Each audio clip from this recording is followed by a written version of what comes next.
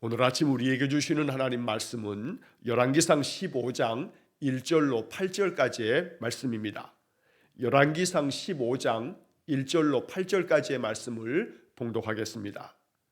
느밧의 아들 여로보암 왕 18째 해에 아비암이 유다 왕이 되고 예루살렘에서 3년 동안 다스리니라. 그의 어머니의 이름은 마아가요 아비살롬의 딸이더라.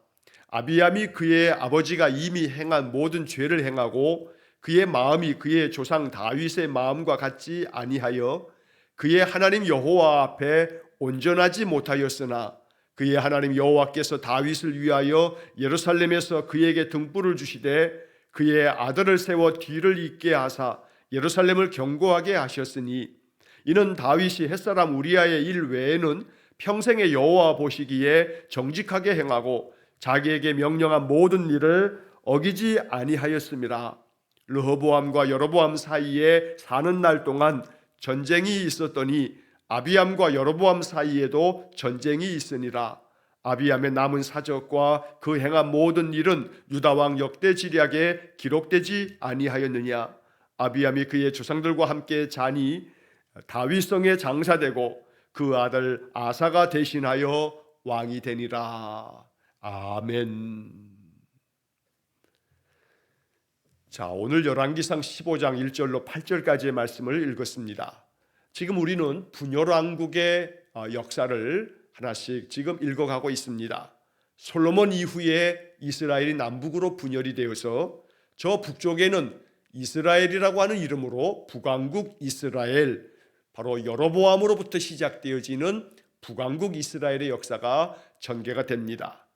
남쪽에는 유다 지파와 베냐민 지파 두 개의 지파가 합해져서 이제 남유다를 이루면서 솔로몬의 아들인 르호보암이 남유다의 첫 번째 왕이 되어집니다. 우리가 앞에 이제 14장의 말씀에서 그랬던 여로보암도 또 르호보암도 다 죽음을 맞이하게 됩니다. 그러니까 분열왕국의 첫 번째 왕들이 죽고 이제 분열왕국의 두 번째 왕들이 세워지게 됩니다. 자, 오늘 본문의 이야기에서는 바로 남유다의 이 르호보암의 아들인 아비암이 두 번째 왕이 되어졌다라고 하는 이야기가 기록이 되면서 이 아비암에 대한 이야기가 그닥 그렇게 길지 않게 8절까지 기록이 되면서 아비암이 죽고 그의 아들 아사가 남유다의 세 번째 왕이 되었다라고 하는 말로 그치게 됩니다.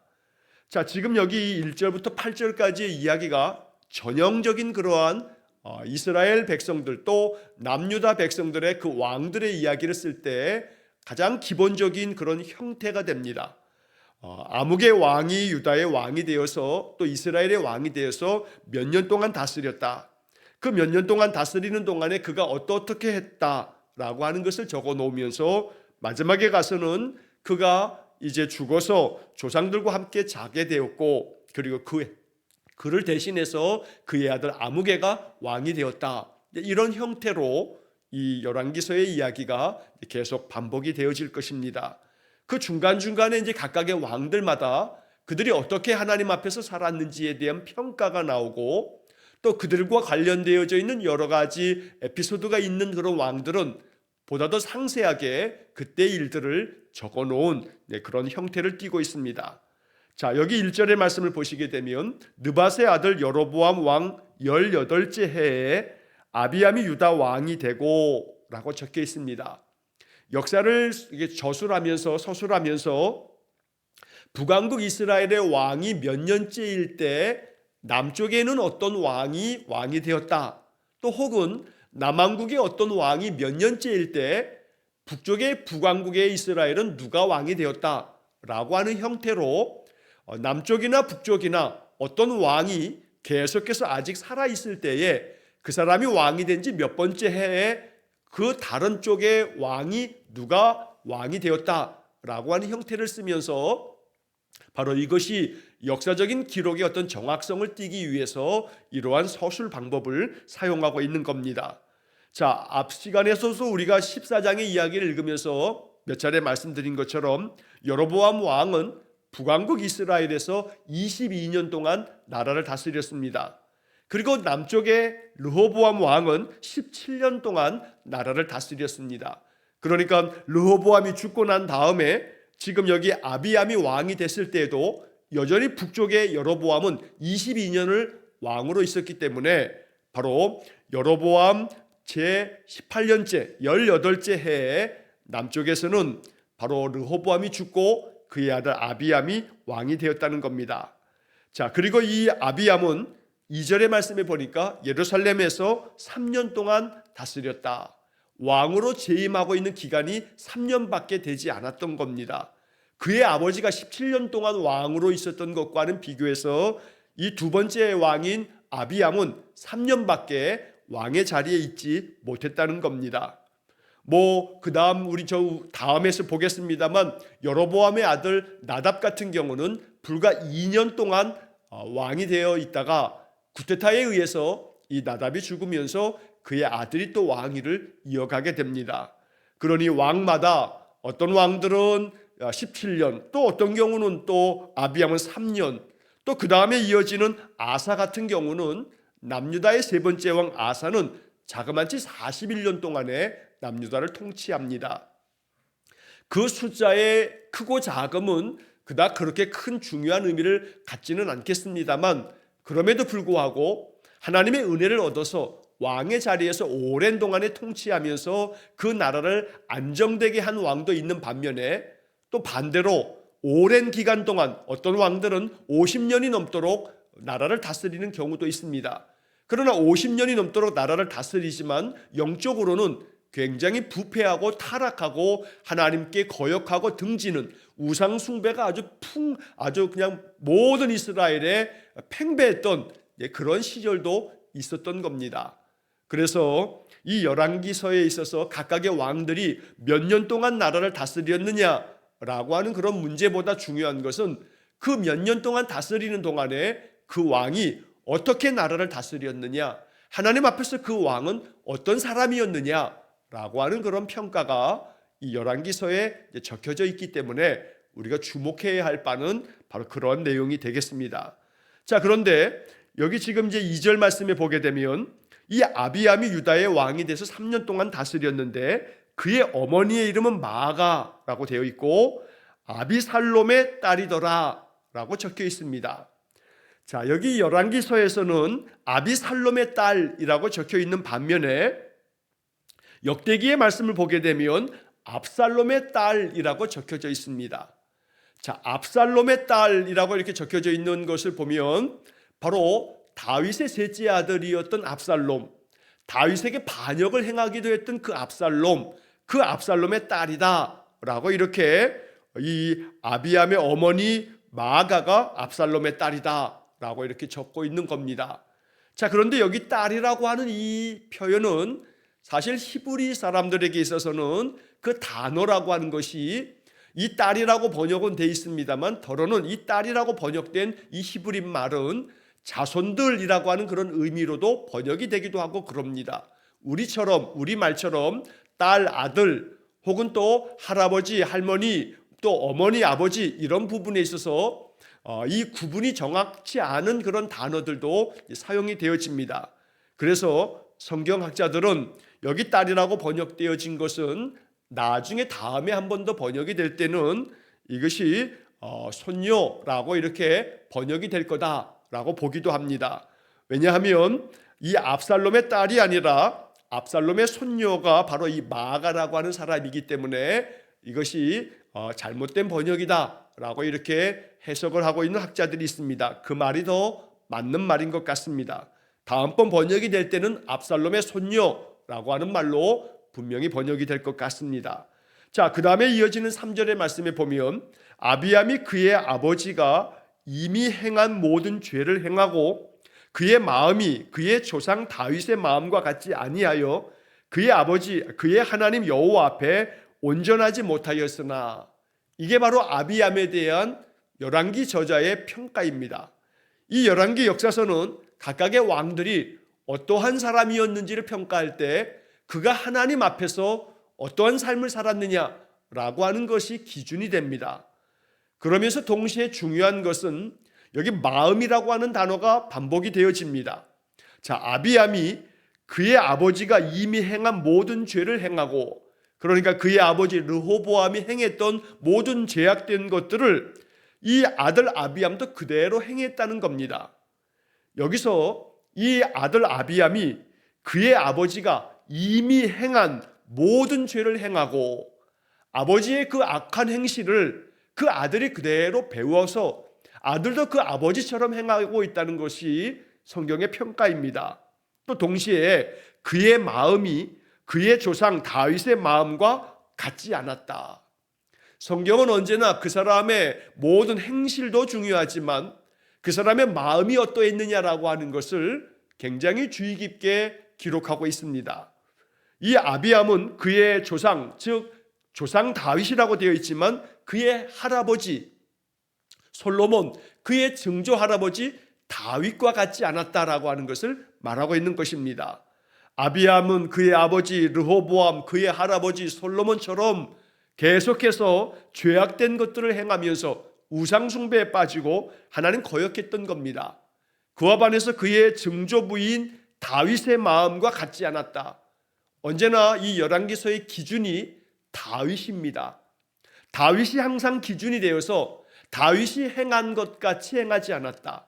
다윗의 마음과 같지 않았다. 이렇게 다윗이 항상 기준점이 되어서 다윗과 비교하면서 그들의 행실, 그들의 마음이 어떠했는지를 이 역사서가 평가하고 있다는 겁니다.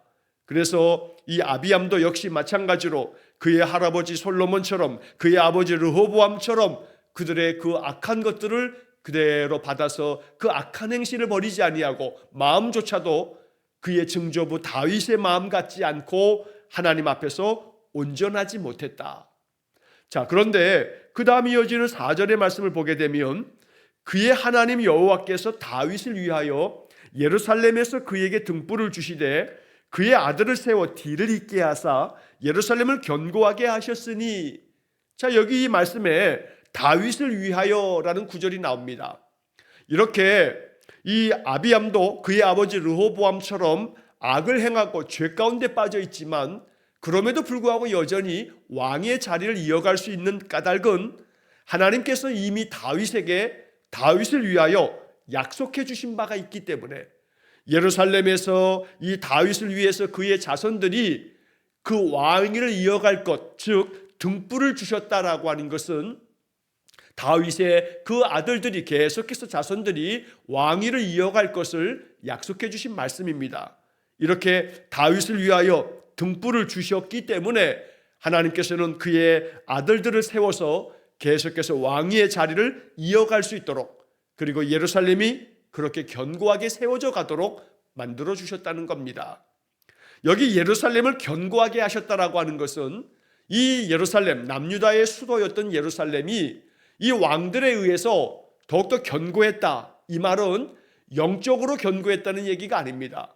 영적으로는 계속해서 그 아버지의 죄를 이어가면서 악을 행하고 죄를 행하고 우상을 섬기며 하나님 떠났지만 그럼에도 불구하고 그 왕위만큼은 구테타에 의해서 전복되지 아니하고 아들들이 왕위는 계속 이어가도록 왕위만큼은 견고하게 하나님이 이 다윗의 자손들이 왕의 자리에 앉을 수 있도록 이것만큼은 흔들리지 않도록 만들어 주셨다라고 하는 그런 의미입니다.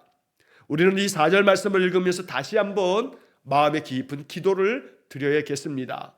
다윗을 위하여 그에게 등불을 주시되 그의 아들들이 계속해서 뒤를 잇는다 라고 하는 말씀을 읽으면서 언제나 우리 부모 세대의 신앙이 하나님께로부터 등불을 받듯이 성령의 등불이 우리에게 주어지고 우리 자녀 손들에게도 이것이 이어져 갈 수 있도록 하나님께서 우리의 집을 우리 성도들의 그 모든 가정의 그 믿음의 계보가 계속해서 견고하게 세워져 가는 그런 은혜를 주시도록 늘 기도해야겠습니다. 비록 다윗 이후에 솔로몬과 르호보암과 지금 아비야에 이르도록 계속해서 하나님 앞에서 그들이 온전하지 못하긴 했지만 그럼에도 불구하고 다윗을 위하여 주셨던 그 등불을 계속 이어갈 수 있도록 하셨다는 것, 이것은 결국 그 집안 안에서 장차 메시아 그리스도가 나올 만큼 하나님께서는 다윗을 위한 약속을 계속해서 지켜가고 계신다는 것을 말씀하고 있는 것입니다. 오늘도 우리에게 주시는 약속의 말씀을 붙잡고 살아갈 때 이 약속의 말씀을 굳게 붙잡고 우리 자녀 손들의 인생 속에 언제나 하나님 주신 그 등불을, 그 영적인 신앙의 등불을 활활 타오르게 만드는 그런 은혜의 삶을 살아갈 수 있기를 간절히 축원합니다. 그래서 우리의 집이, 우리의 성도들의 가정이 언제나 주님 안에서 늘 견고한 가정들, 믿음의 견고한 가정들 되어져 갈 수 있기를 간절히 축원합니다. 자, 한편 5절 말씀에 보면 이 다윗을 위해서 하나님이 등불을 주셨다는 말씀과 함께 다윗의 이야기를 다시 한번 언급합니다.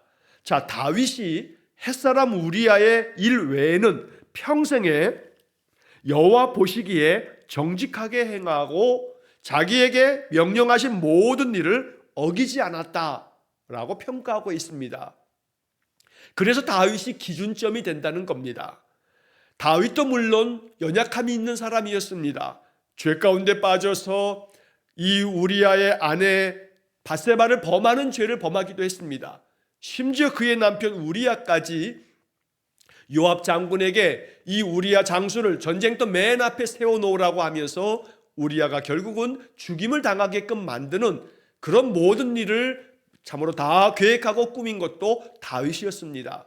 그러나 다윗은 그런 죄 가운데 빠진 아주 흉악한 죄인이라고도 말할 수 있지만 그런 나단 선지자의 책망 앞에서 그는 철저하게 하나님 앞에 회개하고 돌아오는 그러한 믿음의 사람을 우리가 다윗 그 인생 속에서 보게 되는 겁니다. 자, 그렇기 때문에 오늘 이 성경 열왕기상에서도 다윗이 햇사람 우리아 그의 아내 밧세바 그 일 외에는 평생에 여호와 보시기에 정직하게 행했다. 또 명령하신 모든 일을 어기지 않았다. 이것이 이 다윗의 삶이었기 때문에 하나님은 다윗을 위해서 그 등불을, 약속하신 등불이 계속 이어져 가도록 하셨다는 것입니다. 오늘 이 5절의 말씀이 우리에게도 기준점이 될 수 있기를 간절히 축원합니다. 죄 가운데 빠질 수 있습니다. 불순종과 불신앙 속에서 흔들릴 수 있습니다. 그러나 중요한 것은 돌아서는 겁니다. 하나님 앞으로 항상 돌아설 수 있는 마음이 있어야 되는 겁니다. 언제라도 돌아서서 하나님께로 나아가는 것, 하나님 그것을 바라고 계시기 때문입니다. 그렇게 하나님 앞에 나아가 하나님을 바라보며 하나님의 뜻을 따르기 시작하면 우리의 마음 실족함이 없도록 더욱더 영적으로 깨어 있어서 늘 날마다 말씀 속에서 살아갈 때에 언제나 하나님께서 우리에게 행하시는 모든 일들이 축복이 되며 약속이 이루어지는 복된 삶이 될 줄로 믿습니다. 명하신 모든 일을 어기지 않도록 늘 아침마다 성경을 통해서 주시는 말씀을 묵상하면서 그 말씀을 통해서 마음 깊이 하나님의 음성을 듣는 귀한 삶이 될 수 있기를 간절히 축원합니다.